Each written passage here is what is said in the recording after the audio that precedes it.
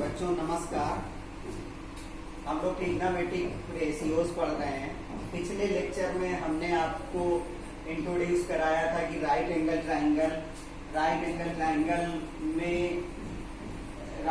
Triangle तब होगा जब कोई एक 90 डिग्री एंगल बनना होगा।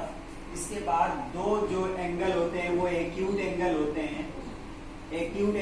हैं। तो हमने आपको बताया था कि 6 रेशियोज होते हैं। एक साइन होता है, साइन ए। अगर हम लोग यहाँ पर थीटा लेट कर लें, एंगल थीटा है तो sine theta equal to perpendicular upon hypotenuse होता है, और कास थीटा इक्वल टू होता है बेस अपान हाइपोटेन्यूज। हमने आपको बताया था कि थीटा एंगल के अपोजिट जाएंगे तो हमें परपेंडिकुलर मिलता है, और 90 के अपोजिट जाएंगे तो हमें हाइपोटेन्यूज मिलता है। जो अदर साइड बचती है वो बेस बचती है। एंगल को डिसाइड करना होता है कि एंगल ए ले रहे हैं तो ए के अकॉर्डिंग परपेंडिकुलर बीसी हो जाएगा। अगर एंगल सी ले रहे हैं तो उसके अकॉर्डिंग परपेंडिकुलर एबी हो जाएगा। हम कोई एक एक्यूट एंगल डिसाइड कर लेते हैं और उसके हिसाब हमें आंसर देने होते हैं। तो इसी तरीके से tan थीटा होता है परपेंडिकुलर अपान बेस। साइन का रेसिप्रोकल कासेक होता है, cosec theta equal to H upon P, sec theta equal to H upon B, और काट थीटा इक्वल टू होता है बी अपान पी।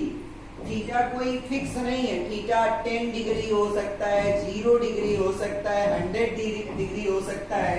थीटा कोई वेरिएबल लिया जा सकता है, लेकिन इनका सम 90 डिग्री होना चाहिए। इसी तरीके से हमने बताया साइन थीटा इंटू कासेक थीटा 1 होता है, साइन ए कासेक ए 1 होता है, साइन बी कासेक बी 1 होता है, सेक कास ए कास इंटू ए ले लो, सेक ले लो, सेक ए ले लो या थीटा ले लो, थीटा तो वहां पर 1 होता है। इसी तरीके से tan थीटा इंटू काट थीटा 1 होता है। ये होता है, जल्दी से हम आपको रिव्यू करा देते हैं कि tan थीटा इक्वल टू 1 अपान काट थीटा होता है, रेसिप्रोकल होते हैं, इसी फार्मूले से आ जाएगा। और cot theta sine theta into sine theta equal to 1 upon sec theta होता है, 1 अपान कासेक थीटा होता है, 1 अपान कासेक थीटा, और कास थीटा इक्वल टू होता है 1 upon sec theta.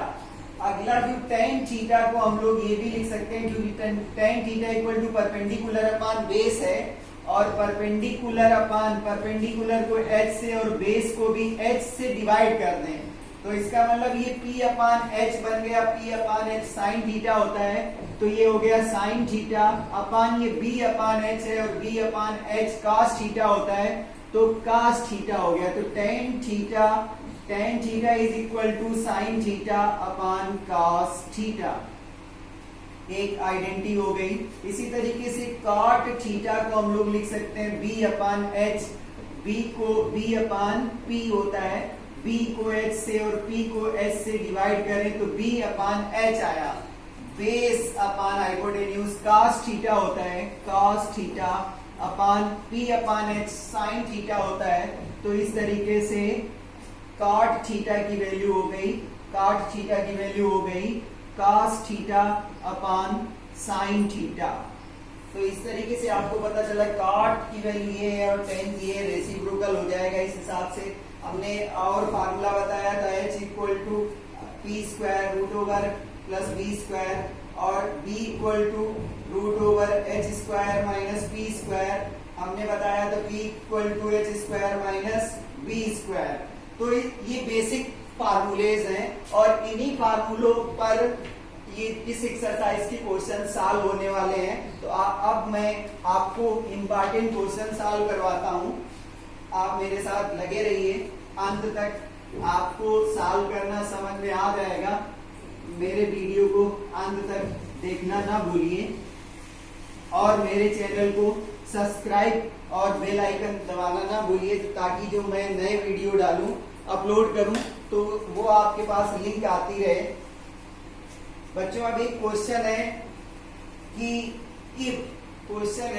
If sine a equal to 4 upon 5 sin a equal to 4/5, then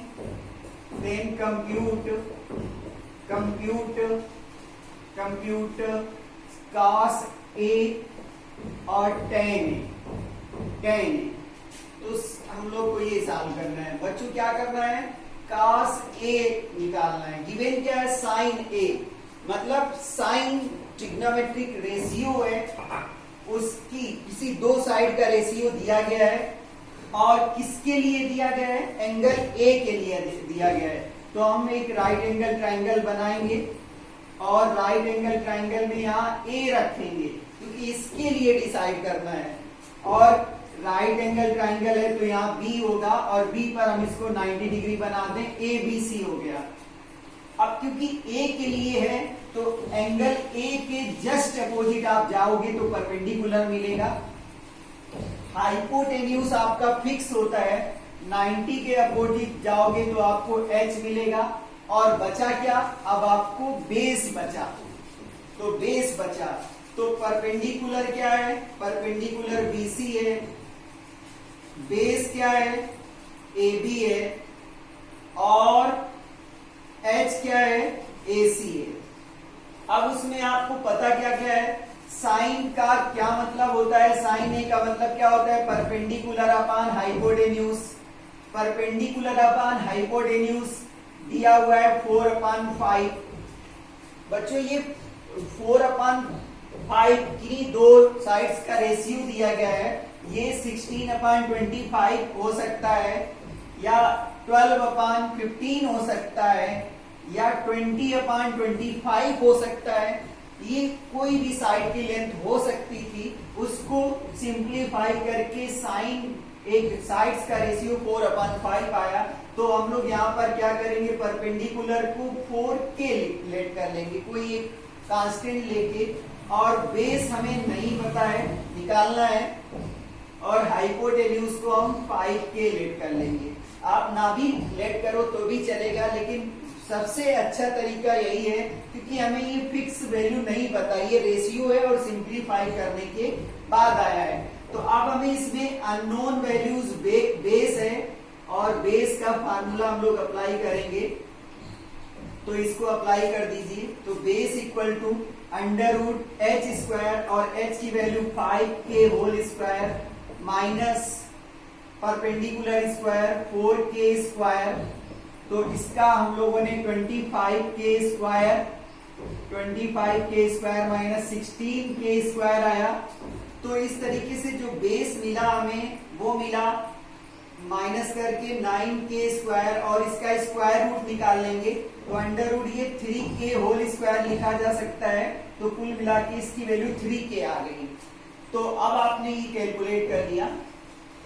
अब आपको करना क्या होगा, cos A फाइंड करना है। cos A फाइंड करना है तो आपको सोचना होगा कि cos PBH upon HHB, Pakistan भूखा प्यासा, हिंदुस्तान हरा भरा, या पंडित बद्री प्रसाद हर हर बोले, तो ये आपका साइन होता है, मतलब P/H साइन होता है। तो B/H, B for AB base है और हाइपोटेन्यूज AC है, और AB की वैल्यू हम लोगों ने बेस की वैल्यू निकाल ली है, वो 3K है और ये 4K है और ये 5K है। तो आपका cos की वैल्यू आ गई 3K/5K, कैंसिल कर लिया, 3/5 cos की वैल्यू आ गई A के लिए। इसी तरीके से हम tan A, एंगल A के लिए tan निकालेंगे तो tan होता है perpendicular upon base, perpendicular upon base, perpendicular है BC/AB, तो 4K/3K, 4/3, ये इसका आंसर हो गया। अगर वो उससे सेक की वैल्यू पूछते तो cos का रेसिप्रोकल 5/3, cot की वैल्यू पूछते तो tan का रेसिप्रोकल 3/4, अगर वो cosec की वैल्यू पूछते तो इसी से हम 4/5 कर देते, रेसिप्रोकेट कर देते, तो अदर ट्रिग्नोमेट्रिक रेशियोज की वैल्यूज हमें पता चल जाती। ये नोट कर लीजिए और इसमें प्रैक्टिस करिए, आसान है ट्रिग्नोमेट्रिक। अगर हम बेसिक चीजें आसानी से नोट्स बनाकर पढ़ें और क्वेश्चंस को सॉल्व करें। तो बच्चों अगला क्वेश्चन है, if 3 cot A, 3 into cot A equal to 4, 3 into cot A equal to 4, check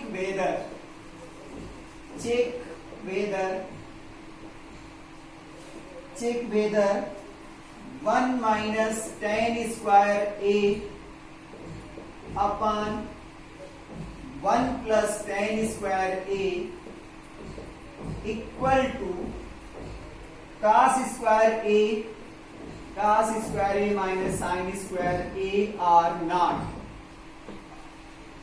तो बच्चों क्या करना है, हमें लेफ्ट हैंड साइड और राइट हैंड साइड को चेक करना है कि ये इक्वल है कि नहीं है। तो पहला काम क्या है, गिवन है, पहला काम गिवन है। हम इससे कॉट की वैल्यू निकाल लेंगे तो tan तो हमें मिल जाएगा, लेकिन cos और sin नहीं मिलेगा। तो हम लोग क्या करेंगे, गिवन है 3 cot A इक्वल टू 4, तो cot A इक्वल टू हो जाएगा 4/3 cot A, ये हो गया। tan क्या होता है, tan होता है cot का रेसिप्रोकल, तो इसको रेसिप्रोकेट कर देंगे तो 3/4 cot tan की वैल्यू आ गई। अब हमें क्या करना पड़ेगा, राइट एंगल ट्राइंगल अप्लाई करना पड़ेगा। यहाँ A लिख दो, यहाँ B लिख दो, यहाँ C लिख दो, ये 90 डिग्री हो गया। अब हमें काट A मालूम है, काट का मतलब होता है base upon perpendicular, base upon perpendicular. तो बेस हो गया ये बेस, और बेस अपान परपेंडिकुलर दिया है 4/3, तो बेस हो गया 4K और परपेंडिकुलर हो गया 3K। हमें h नहीं पता है तो हम लोग h को कैलकुलेट कर लेंगे √p² प्लस b² से। तो h इक्वल टू हो जाएगा 3K² plus 4K whole square. तो इस तरीके से ये हो गया 9K² plus 16K², 25K², 5K whole square का स्क्वायर रूट लेना है। तो h की वैल्यू 5K आ गई, h की वैल्यू 5K हो गई। अब हमें क्या करना है, cos की वैल्यू निकालनी है। cos की वैल्यू हो जाएगी बेस अपान हाइपोटेन्यूज, और बेस है 4K अपान 5K, तो ये हो जाएगा 4/5।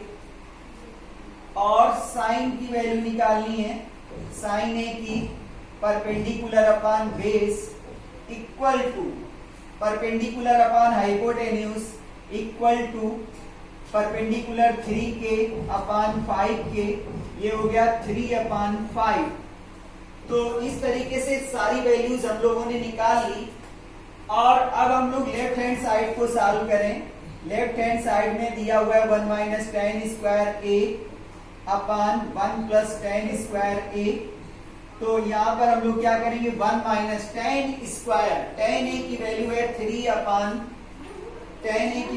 3/4, तो हम लोग 1 माइनस 3/4 होल स्क्वायर कर देंगे क्योंकि स्क्वायर करना है, अपान 1 प्लस 3/4 होल स्क्वायर कर देंगे।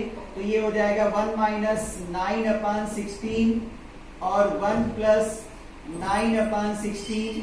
यहाँ पर 16 एलसीएम आ जाएगा, 16 एलसीएम हो जाएगा। तो 16 माइनस 9 न्यूमरेटर हो गया, होल 16 प्लस 9/16 हो जाएगा।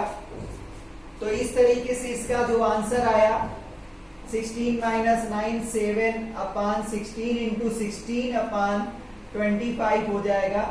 तो ये 7/25। तो इस तरीके से लेफ्ट हैंड साइड की वैल्यू 7/25 आई।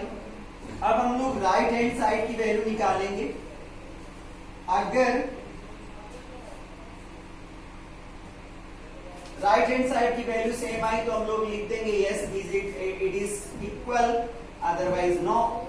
तो राइट हैंड साइड में हमारे पास है cos square a minus sine square a, और cos स्क्वायर माइनस cos की वैल्यू आई थी 4/5 होल स्क्वायर हो जाएगा, माइनस साइन की वैल्यू 3/5 आई थी तो इसका स्क्वायर हो जाएगा, 16/25 माइनस 9/25 कैलकुलेट किया तो 7/25 आया। तो बच्चों जो लेफ्ट हैंड साइड की वैल्यू है वही राइट हैंड साइड की वैल्यू है। LHS equal to RHS, S it is equal. तो बच्चों इस तरीके से अगर क्यूब होता तो क्यूब कर देते, स्क्वायर है तो स्क्वायर कर देंगे। तो इस तरीके से ट्रिग्नोमेट्री बहुत ही आसान है बच्चों। हम क्यों पढ़ते हैं ट्रिग्नोमेट्री, इसका यूज क्या होने वाला है, डेली लाइफ में क्या अप्लाई होने वाला है, हमें ये भी ध्यान देना होगा। मान लीजिए आप यहाँ पे खड़े हैं और एक पोल है जो किसी हाइट का है और पोल को वायर से टाइट कर दिया गया है किसी ग्राउंड से, और किसी एंगल के साथ टाइट कर दिया गया है, और आपको ग्राउंड से डिस्टेंस पता है और पोल की हाइट पता है। आप कितने एंगल पे वायर को टाइट करेंगे, उस वायर की लेंथ फाइंड करनी है। तो हमें क्या पता है, उसका ग्राउंड की डिस्टेंस पता है, पोल की हाइट पता है और एंगल पता है कि हम 45 डिग्री पे वायर को टाइट करेंगे। तो हम वायर की लेंथ निकाल सकते हैं कि हम दुकान में जाएं और वायर की लेंथ क्या निकालें, कितनी लेंथ का वायर लाएं। क्योंकि आप जब इंजीनियर हो जाएंगे या किसी कंपनी के मैनेजर हो जाएंगे तो कंपनी मालिक आपको उतने ही पैसे देगा जितना वायर लगना होगा। अगर आप कम पड़ गया, आप इंजीनियर हैं, आप पढ़े लिखे हैं कि आपको ग्राउंड से इतनी डिस्टेंस पे वायर को खड़ा करना है पिलर को, और पिलर से 45 डिग्री पे ग्राउंड से वायर को अटैच करना है, तो वायर कितनी लेंथ का लाएं। क्योंकि अगर आप ऐसा नहीं कर पाते हो तो फिर क्या होगा, आपको अपनी जेब से पैसे खर्च करने पड़ेंगे। तो इसलिए ट्रिग्नोमेट्री का डेली लाइफ में ये यूज है। कोई ट्री है, टूट गया, उस ग्राउंड से कितने एंगल पे झुक गया, बेंट हो गया, ठीक है, इस तरीके से हम इसको अप्लाई करेंगे।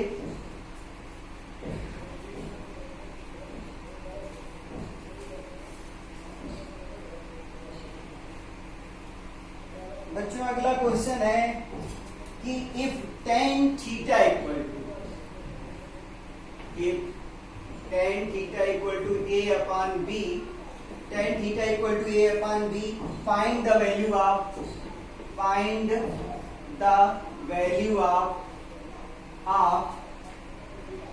cos theta plus sin theta upon cos theta minus sine theta. Solution बच्चों इसको दो तरीके से सॉल्व किया जा सकता है। जो इंटेलिजेंट लोग होंगे उसके लिए वो ट्रायंगल यूज नहीं करेंगे, इसी में कुछ सोच लेंगे कि हम क्या करें कि यहाँ पर tan दिया है तो ये tan में कन्वर्ट हो जाए, कुछ ऐसा सोच लेंगे। तो अगर हम इसको डिवाइड कर दें, सोचो क्या करें, डिवाइड कर दें, डिवाइडिंग बाई सोचो किससे करें, डिवाइडिंग बाई किससे डिवाइड कर दें, cos थीटा से डिवाइड कर दें। cos theta in numerator and denominator, numerator और डिनोमिनेटर में cos थीटा से डिवाइड कर दें तो ये हो जाएगा cos theta plus sine theta upon cos theta whole upon cos theta minus sine theta upon cos theta.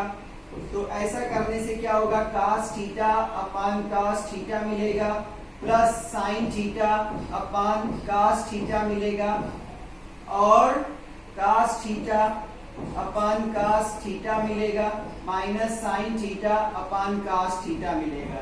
तो इस तरीके से ये वैल्यू 1 हो गई। और हमने आपको बताया था कि tan थीटा का मतलब होता है sign theta upon cos theta.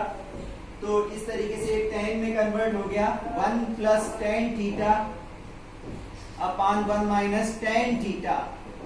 tan theta की वैल्यू आपको दी गई है one plus A upon B whole upon 1 minus A upon B, वहां पर बी एलसीएम आ जाएगा तो b प्लस ए, फिर नीचे b एलसीएम आ जाएगा b माइनस ए, इसको रेसिप्रोकेट कर दो, b प्लस ए लिखो या a प्लस b, बात एक ही है, और b upon b minus A, b से b कैंसिल हो गया तो इसका आंसर आया a plus B upon b minus A. ये इसका सोल्यूशन आ गया और यही सोल्यूशन आप उस मेथड से भी करोगे, और तो चलो उससे भी बता देते हैं कि यही आंसर आएगा।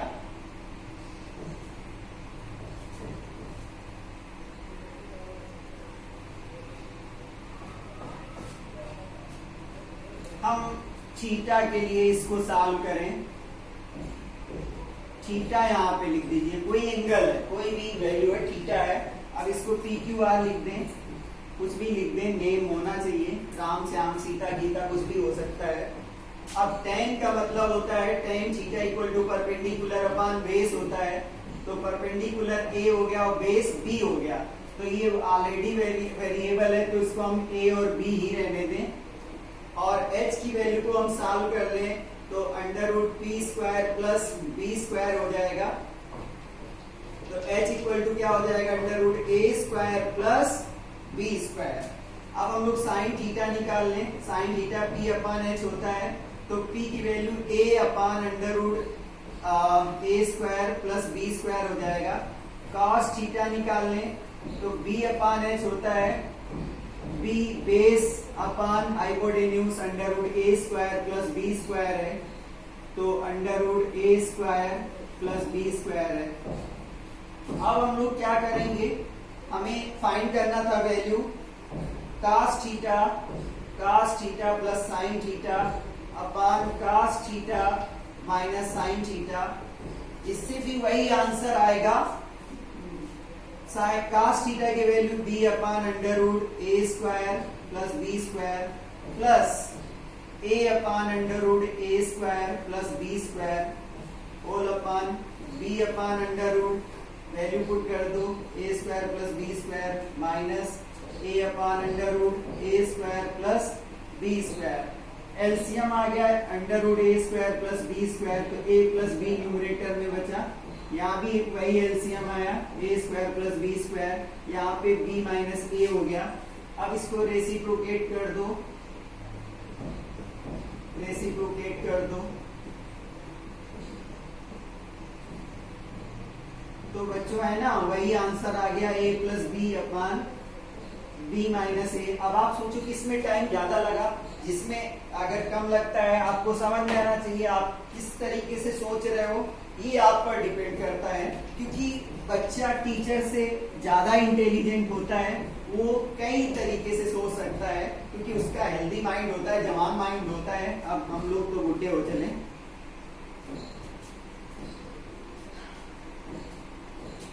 बच्चों और अब दूसरे टाइप का क्वेश्चन करते हैं, थोड़ा सा डिफरेंट टाइप का ले लेते हैं।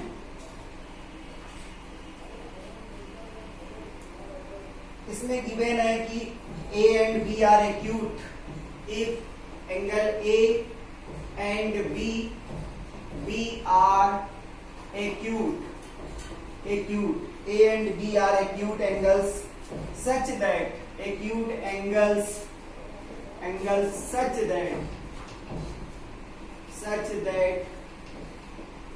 cos A equal to cos B, cos A equal to cos B, then so that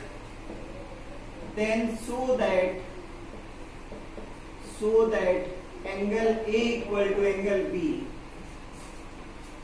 पहली कंडीशन है कि A और B एक्यूट हैं, मतलब वो 90 डिग्री नहीं हो सकते हैं। ये A है और ये B है, तो ये C हो गया। ये दोनों एक्यूट एंगल हैं।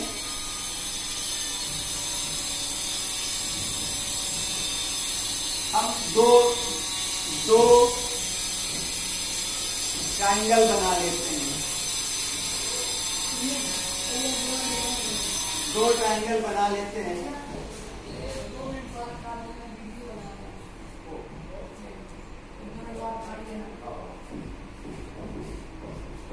दो ट्रायंगल बना लेते हैं। क्यों?